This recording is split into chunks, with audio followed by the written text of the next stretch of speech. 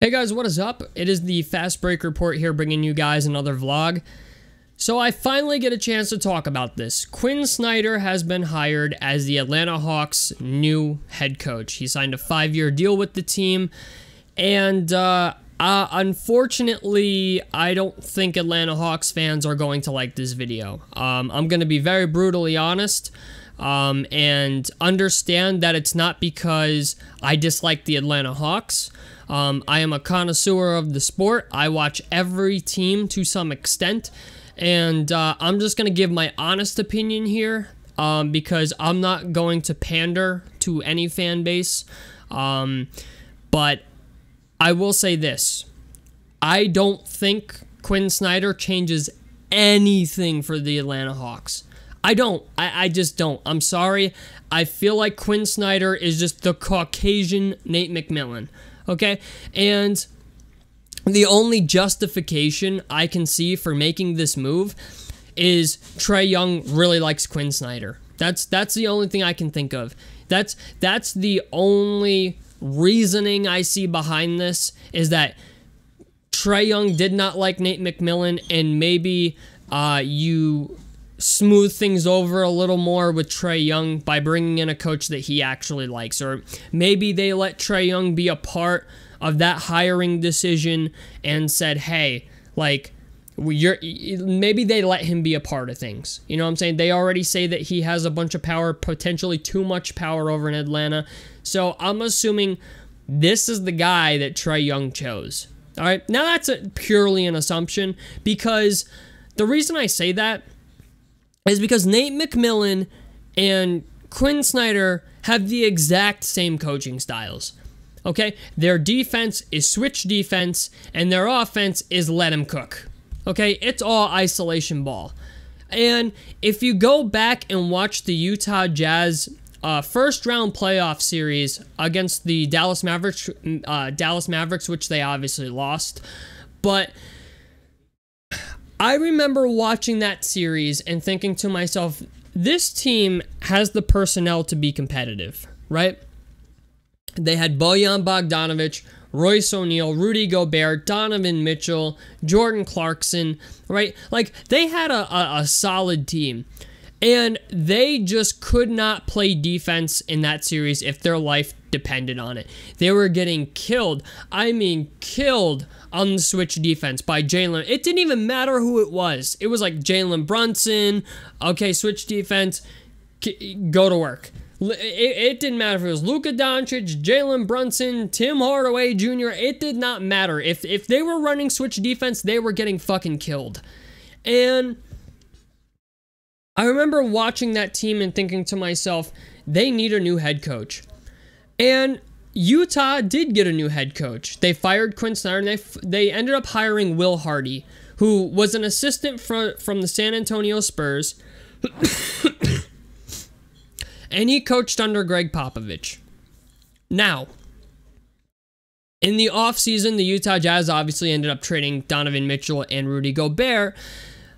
They also brought in a new head coach, but the thing is, if you want my honest opinion, like my true wholehearted opinion on this, if Quin Snyder was still the head coach of the Utah Jazz, they would not even be as good as a team now that they are. Okay? Like, thank God they got Will Hardy. Because, like, their record is 31-32.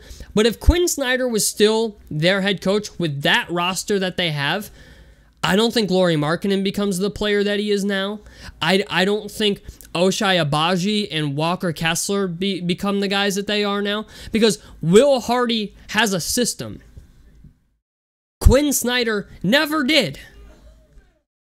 So I honestly, if Quin Snyder was still the head coach of the Utah Jazz after they tore it down over the summer and tried to build it back up, I really wholeheartedly believe they would be one of, if not the worst team in the West, maybe in all of basketball.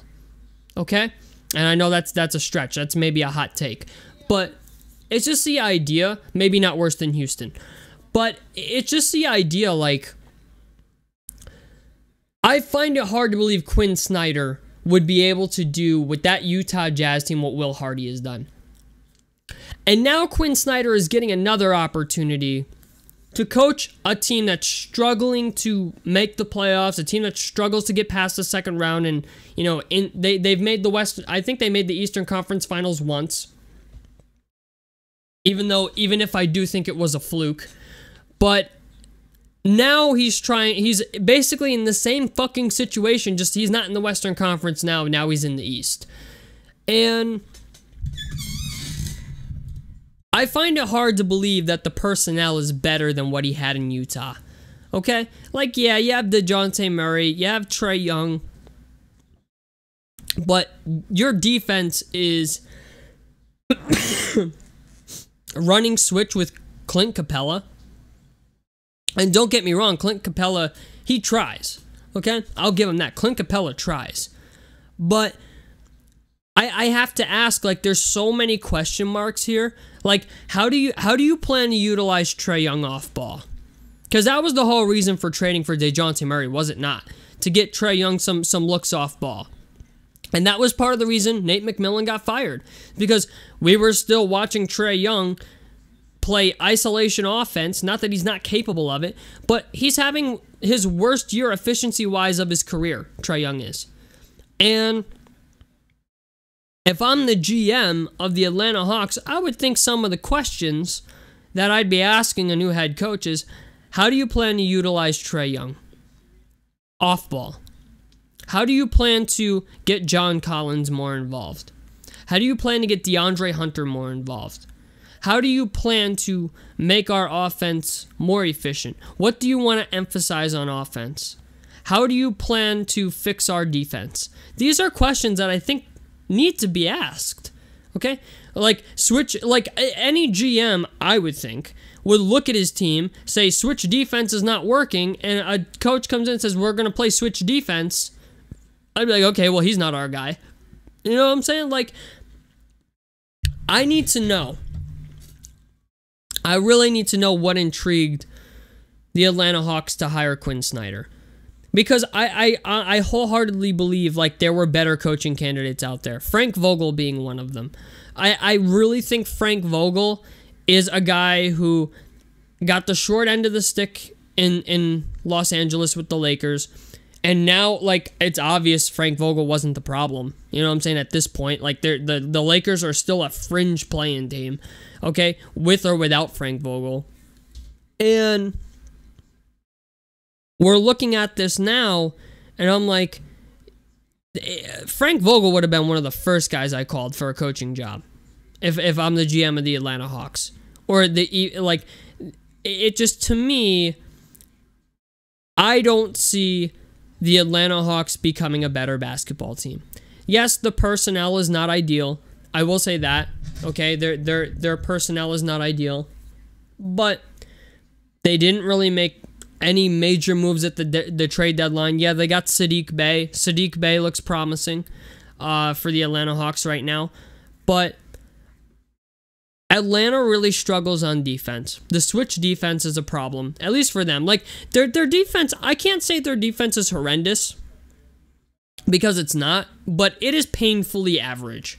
And on offense, it's like I need to see Trae Young, like, get some open shots. Like, if I'm the Atlanta Hawks, I'm watching what Steph Curry does and saying, how do we emulate that for Trae Young? How do we do that? And I don't think Quin Snyder's the guy to do that, because I did not see anything in Utah that makes me believe that Quin Snyder is capable of accomplishing such a task. So, I don't know, man. You know what? I want to be optimistic about this. I really do, because as a Pacers fan, I know how bad Nate McMillan is as a head coach, okay? But I just think to myself, like, you literally just got a Caucasian Nate McMillan. That's all you did.